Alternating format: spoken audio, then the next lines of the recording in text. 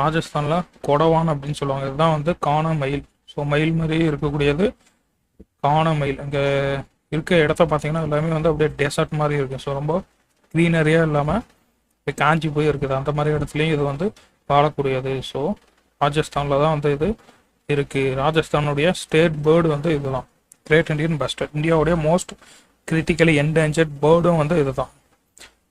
So IUCN red லிஸ்ட்டில் என்னவா இருக்குன்னா கிரிட்டிக்கலி என்டேஞ்சர்ட் ஸ்டேட்டஸில் வந்து இருக்குது. ஸோ இதுக்கான breeding facility desert national park, ஜெய்சால்மரில் இருக்கக்கூடிய டெசர்ட் நேஷ்னல் பார்க்கில் இதுக்கான ப்ரீடிங் ஃபெசிலிட்டி வந்து கொடுத்துருக்காங்க.